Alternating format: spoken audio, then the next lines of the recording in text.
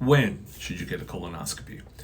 Well, if you're at average risk for colon cancer, which means no family history, no inflammatory bowel disease, and no genetic syndromes that put you at a higher risk, you should start your screening at age 45. You should continue regular screening through the age of 75. Between 76 to 78, you and your doctor can talk about it and decide based on your overall health if the risk benefit analysis is worth it for you.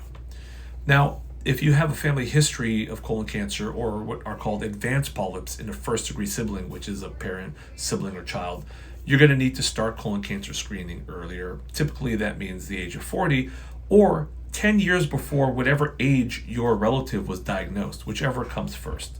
But why age 45, you might ask? Here's the thing, colon cancer rates have been rising in younger adults over the past few decades. We actually just covered this recently in an episode of the House of Pod.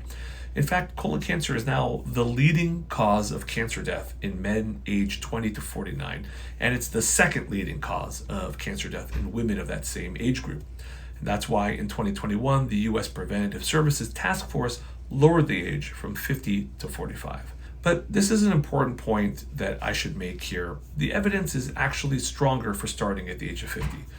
The recommendation to start at 45, I agree with, but we do have to note that it is based on modeling studies and not actual clinical trials.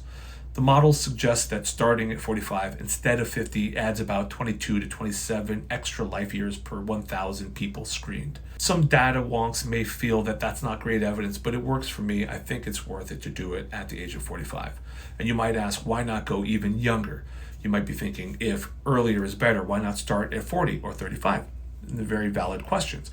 But here's why we don't want to lower the age too much unless we're proven to have a really good reason to do so. One, there's the law of diminishing returns. As you screen younger and younger people, you're going to find less and less cancer.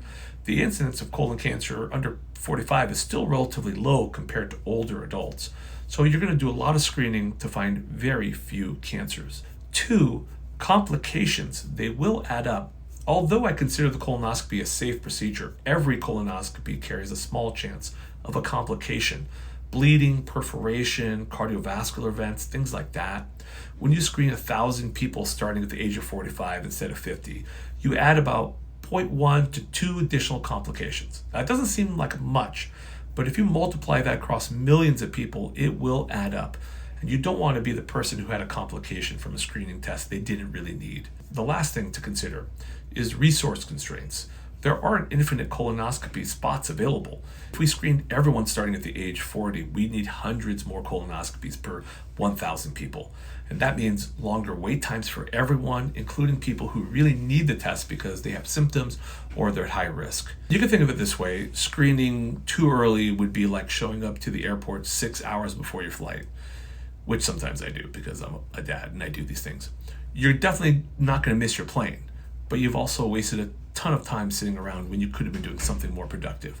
And unlike the airport, colonoscopy prep is significantly less delicious than a Cinnabon. Age 45, I think, is a sweet spot for most people. It balances catching cancers early with not overscreening. If you have risk factors, if you're having symptoms, that changes things. But if you're average risk at 45, talk to your doctor about which screening test is right for you. There are several options that include stool tests. The best test, no matter what, is the one you're going to do. So pick it, schedule it, get it done. Your colon will thank you. Yes, your colon can talk. You just need to know how to listen.